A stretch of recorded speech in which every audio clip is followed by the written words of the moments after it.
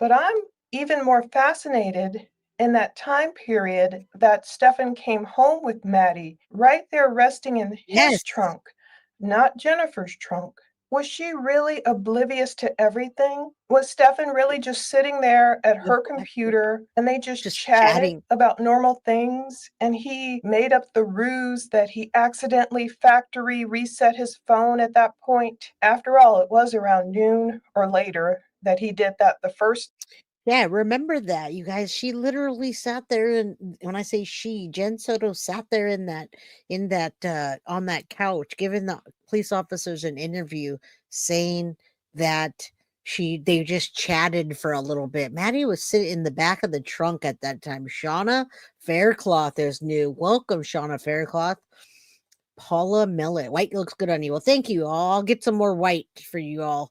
Thank you. All right. So Maddie's body was sitting in the back, and wow, that's unbelievable. Oh, rest Time. in The peace, next Maddie. time would be midnight, 12 hours later. But I can see different scenarios playing out. Was Stephan sitting there, all nervous as all get out, not telling a mother that he had her only child, her daughter, in his trunk? Was he trying to play it off?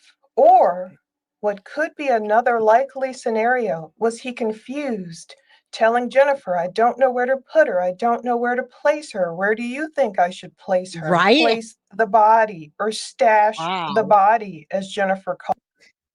Jennifer did call it to place the body. She said to dump the body. She didn't even have enough respect to say place it, but that's a good question. Did she send him out and say, "Hey, go here's the address to where we used to live in the condo. You know the one near the hiking trail that we went to? Go that way and go dump her body." Ugh, I can't even say that. She said that. There's 444 people in chat, and you know that never goes unnoticed. So say a prayer for Maddie that she gets complete and utter justice, because her mom sure doesn't seem to want it as much as we do. So yeah, she sat there with Maddie's body out there, and what were they talking about? Were they talking about that? Was he saying, "I don't know where to put her. I've been driving around, and there's cameras everywhere. Well, just go out that way. There's alligators, there's gators out there. They should take care of her." Because she did tell the officers that. She did tell the officers that the gators would probably have gotten her. She was hoping, right? But they didn't. All right. Facial expressions are, well, I just missed it. I wanted to see some chats flying. All right, I'll keep going.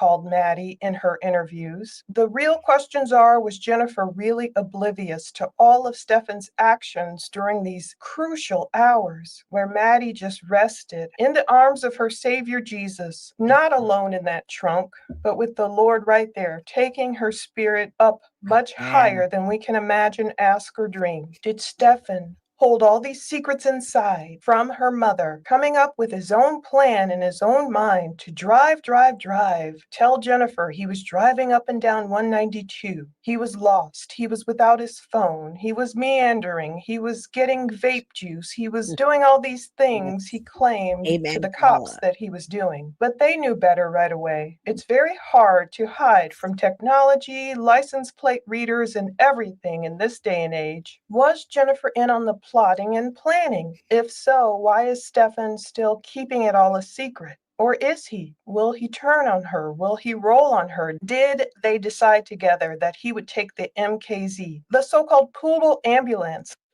Man, Paula, we love you today. I love you all the time, but these questions are ones that we've all been asking the entire time.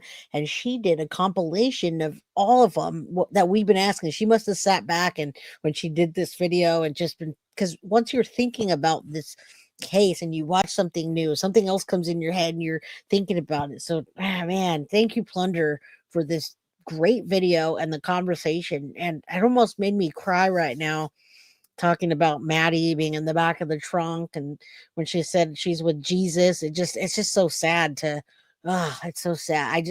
I mean, it's good that she's with Jesus, yes, but I just so sad thinking about her back there, not alive. Thank you, Chief. Good to see you, CBC. I don't like being emotional. Let's keep going.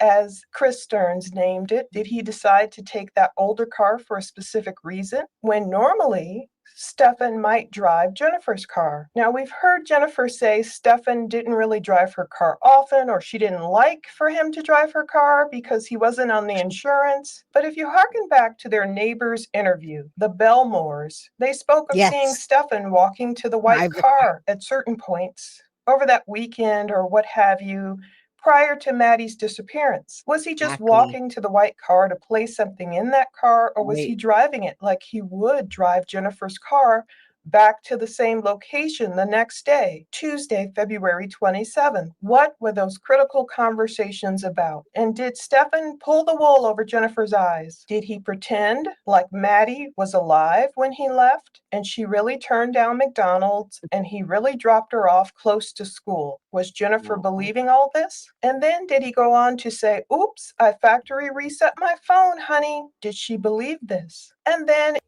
And there's the Crocs. Yeah, you have to think about both sides. Right now, what Plender's saying to me seems more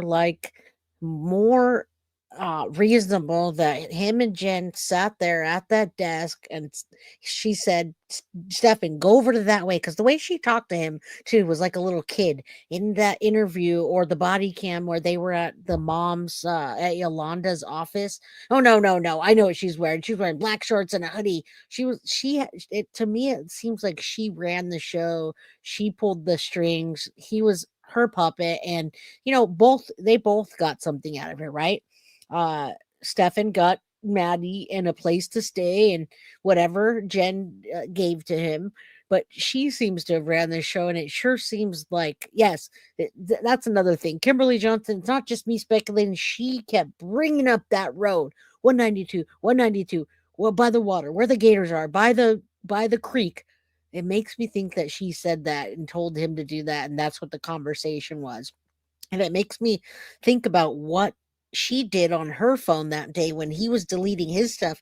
You don't tell me she didn't delete things too that she thought she wouldn't want the officers to see.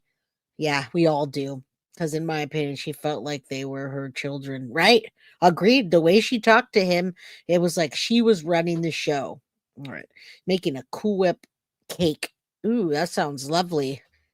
We like messes. All right, there's that white croc. How did that one croc get in the room? I think Maddie, it dropped off her it foot. was time for him to go back out again and run errands. Did Jennifer believe he was just running errands and he really wouldn't make it back home until after she left 1 hour early to go pick up Maddie from Hunters Creek Middle School? It's possible, but not all things are probable. Wouldn't you like to be a fly on the wall of that conversation? He was going somewhere else. There's no doubt in my mind that he wasn't, and Jen knew that area, and I still cannot believe that she didn't give him an address and send him over to the area that she knew, where she knew there'd be gators, she knew it'd be secluded. We all know that he got a flat tire and dropped her right in the middle of everything Stefan did. That is not where you would hide a body. Now, I don't think that they had a plan to go put her out somewhere that so she'd be found right away.